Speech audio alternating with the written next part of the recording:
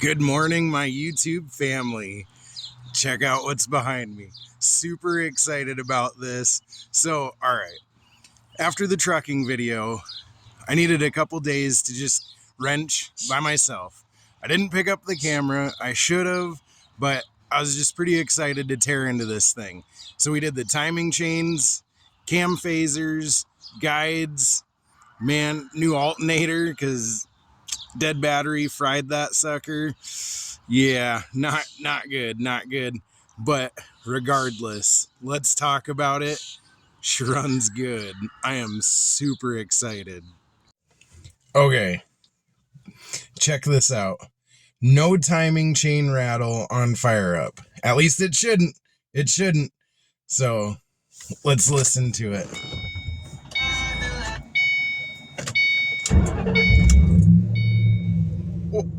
Oh, buddy. All right, yes. No rattle. It sat all night. So check it out. No more check engine light at all either. Oh. There's the Super Duty. Oh, she rumbles good. Just muffler delete, but we'll change that soon. Okay, so while she's warming up, let's talk about what I found. Okay, so we ripped the front cover off, did the thing. There's a bunch of videos out there on guys doing it, so I'm not going to go in too much on how to do it. But what we found is the passenger side, so the right side, timing chain tensioner, the O-ring was blown out on the back side. So that was causing the timing chain to just be really loose. And it was bleeding down, and that timing chain was loose. I pulled the cam phaser off, the bolt out, and the whole half of the cam phaser just fell off.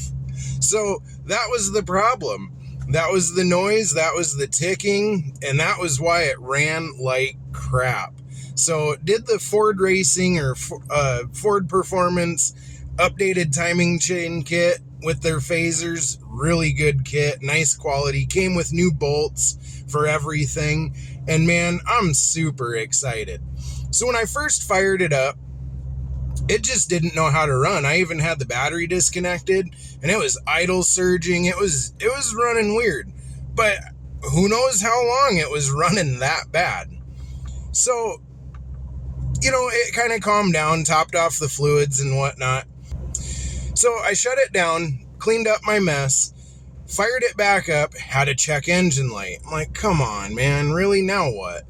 Well, it was the intake runner valve or whatever. So that's kind of a common problem on these things. And the Ford Performance intake manifold gets rid of that altogether. That whole valve runs better. So I go for a drive and I'm like, wow, it actually runs good, but kind of a dog. So I didn't record much. You know, I needed the past couple days to just get some wrench time in and went for a drive through the hills. And it honestly started running better and better and better. And then I shut it down, took a break, got something to drink. Check engine light was off. So I'm guessing that intake valve was just stuck from sitting for so long. This car sat for who knows how long, and it was down south. So, you know, you boys get all that humidity all the time, and corrosion's a thing. So, man, enough chattering. She's warmed up. Let's go for a rip.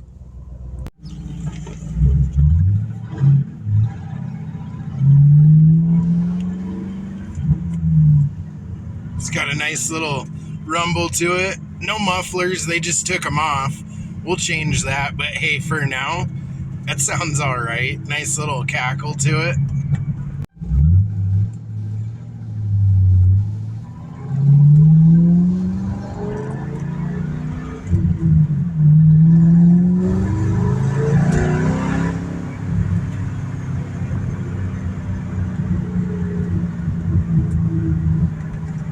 Yeah, buddy.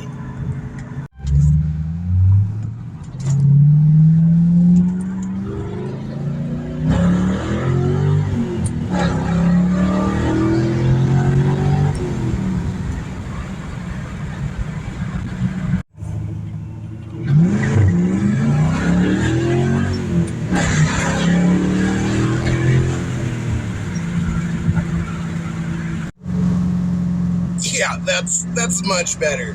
Freaking rookie mistake leaving traction control on though, buddy. Dang it. But you know what? That was still nice. Boy, I tell you, all that hard work, all the patience, definitely worth it.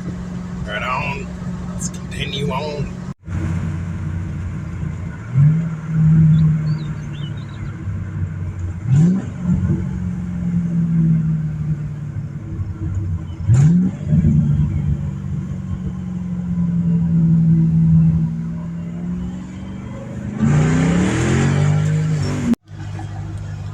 So, when I first got this car, I got it on the cheap, bought it on eBay. You guys know this story. I was kind of worried. Never even driven one of these Mustangs before, always seen them. Like I said before, the white premium GT with this red interior, that was my jam. That's really what I wanted. And at first I was just like, oh man, this car is just shot. What's wrong with it? Holy smokes. But I tell you what, bang for the buck.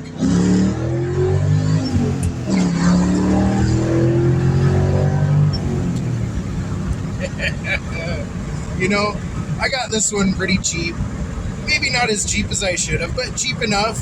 And honestly, doing the timing chains and cam phasers really wasn't that bad. I think if any of you guys are decent with some wrenches, you can do it. You can do it.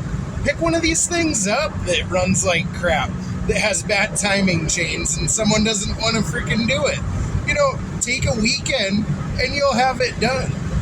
And then you'll know that they're fresh, so that when you go out and beat on it, they're freaking good to go, buddy. I tell you what, a lot of car for the money. Might not be the fastest, might not be whatever, but you know what? Baller on a budget. These things rip. The 8.8 rear end is stout. This transmission's stout. We got some stuff to do to it, but I really think that this is a solid platform, especially for someone first getting into an American muscle car. It's modern, it's comfortable, handles pretty well stock, and it's stock. Throw some stuff at it, some springs, some parts. I think it's going to handle a lot better.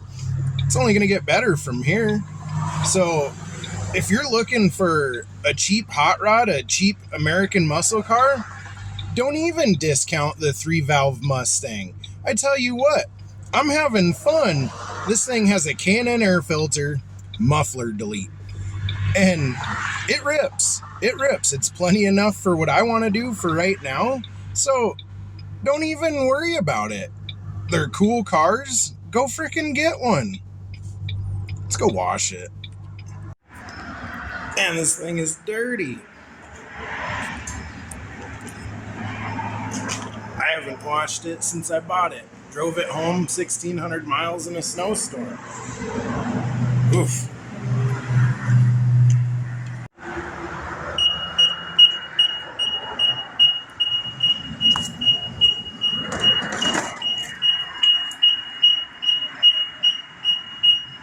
$8.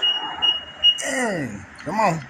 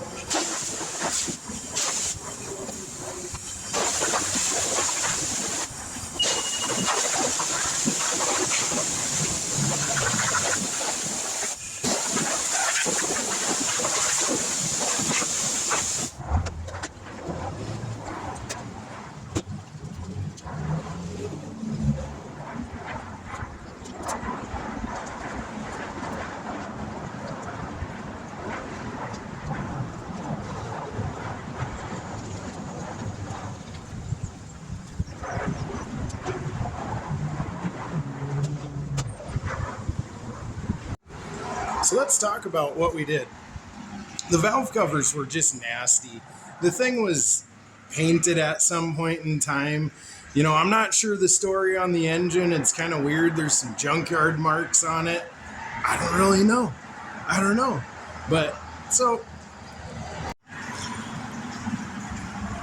what my dad did was he took a wire wheel to the valve covers, kind of got the paint off of them. Has a pretty cool look. Better than some flaky red paint. You know, it's got some aftermarket, you know, those are hot rod parts. I'm not sure. It says Steeda. I put it back on.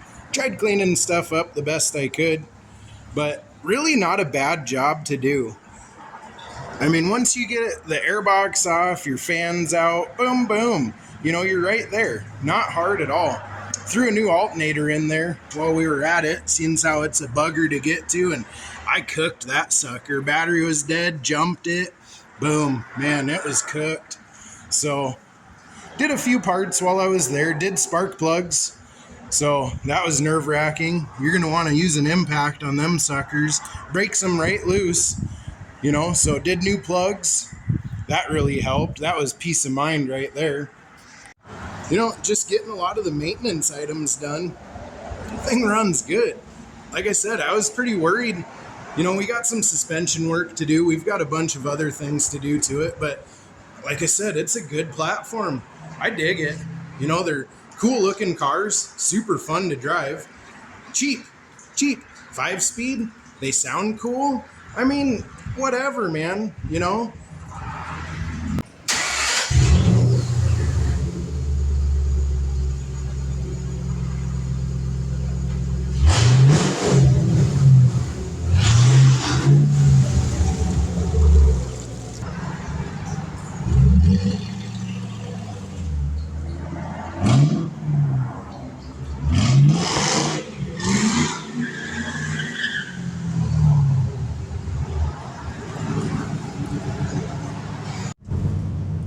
Got to dry the tires off, you know? I mean, it's the responsible thing to do. Well, there you have it. There's my take on a s197 Mustang 4.6 3-valve 5-speed GT Premium.